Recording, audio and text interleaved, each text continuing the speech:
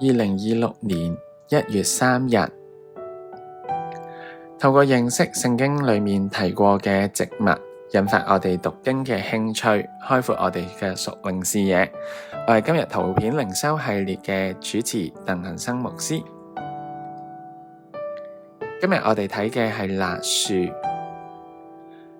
辣樹又被稱為奇蹟嘅樹，或者係生命之樹。佢其貌不揚，佢係擁有驚人嘅生命力，能夠喺極度乾燥、貧瘠嘅土壤當中去生長。更加特別嘅係，佢全身都係寶。佢塊葉營養豐富，能夠抵抗飢餓，種子可以淨化污水，根部更加有藥用嘅價值。喺我哋校園生活裏面，我哋或者會覺得自己係處於貧瘠嘅地方，可能係令人窒息嘅學業壓力，或者係對於未來嘅迷茫。辣樹提醒我哋，生命嘅價值唔係在於環境係咪順遂，而係在於我哋能否喺順逆之中扎根喺神嘅話語裏面，並且轉化身邊嘅環境。讓我哋一齊去誦讀經文，耶利米書17章7至8節。倚靠耶和華，以耶和華為可靠的，那人有福了。他必像樹栽於水旁，在河邊扎根，炎熱來到，並不懼怕。葉子仍必青翠，在乾旱之年毫無掛慮，而且結果不止。先知耶利米用樹木嚟比喻人嘅屬靈光景。經文提到嘅樹，並唔係生長喺溫室，而係會係面對住炎熱同埋乾旱之年。呢一個正係我哋真實嘅人生。信仰唔能夠保證我哋免疫於困難、一帆風順㗎。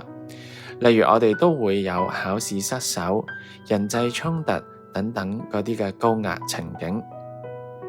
不過呢棵樹之所以能夠唔懼怕、毫無掛慮，秘訣就係地底下嘅功夫，在河邊扎根。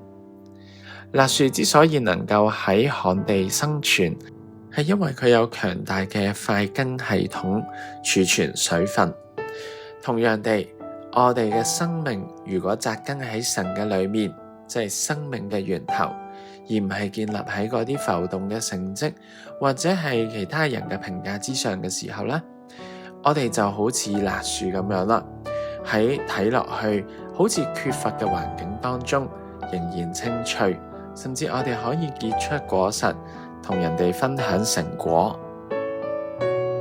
所以弟兄姊妹，呢段經文同埋辣樹嘅特性其實俾到我哋作為中學生或者係大專生有3個好重要嘅提醒。第一，培養屬靈嘅抗逆力嘅根基。生活幾咁忙碌，學業幾咁緊張，我哋有時候可能都會犧牲咗靈修嘅時間去講功課或者係溫習㗎。但係其實越係高壓嘅炎熱季節，好似考試嘅時候，或者好多 deadline 嘅時候，其實我哋就越要扎根喺神嘅話語裏面。挑戰你啊，每日花10分鐘嘅時間，暫時去切斷所有嘅網絡連接，專心咁樣去閱讀一段經文，並且係安靜祈禱。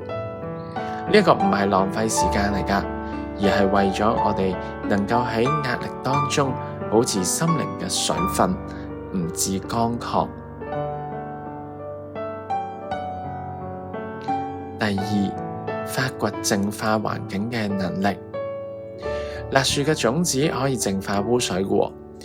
我哋諗下，我哋其實身處嘅校園、家庭或者教會嘅團契，其實有時都會充滿住埋怨或者焦慮嘅生命雜質㗎。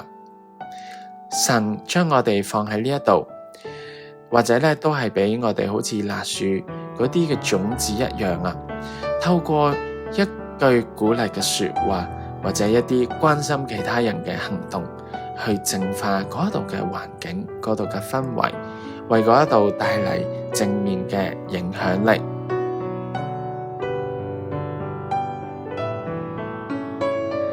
第三，肯定我哋自己係好多樣、好有價值㗎，就好似辣樹咁樣，成身都係寶。喺校園裏面，我哋好容易會因為單一嘅事件呢，利用可能成績啦，或者某啲嘅指標呢，去定義自己嘅。但神創造我哋每一個都係獨特嘅，我哋嘅價值唔單止係喺成績表上面嘅數字，更加係在於我哋嘅品格、我哋嘅恩賜，以及我哋點樣去祝福其他人。所以唔好睇輕自己，喺神眼中，我哋全身都係寶。讓我哋去思想祈禱啊！最近喺你生活裏面，你係咪處於炎熱或者係乾旱呢？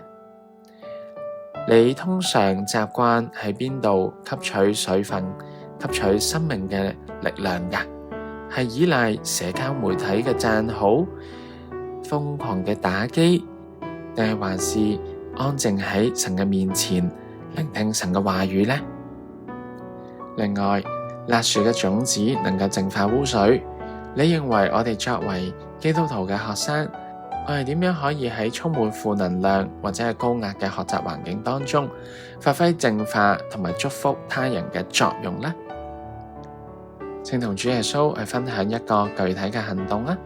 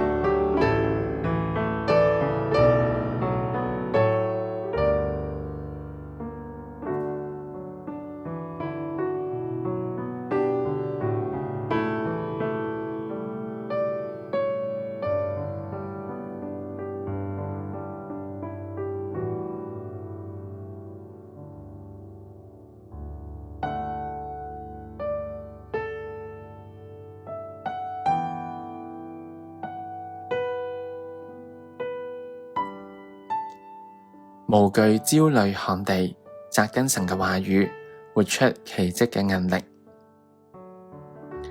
讓我哋一齊有個祈禱。親愛主耶穌，我哋感謝你創造咗辣樹，讓我哋睇見喺乾旱中依然有展現強韌生命力嘅樹木。主啊，面對住學業同埋未來嘅壓力，我哋經常感到焦慮同埋乾燥。求你幫助我哋懂得喺你嘅活水當中，喺你嘅話語裏面扎根，唔再隨波逐流。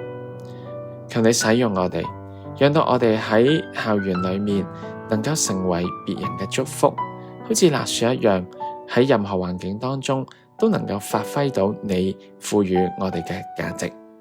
奉主耶穌基督嘅聖名祈禱，阿門。今日嘅圖片靈修去到呢度結束，願上主賜福俾大家，下次再見。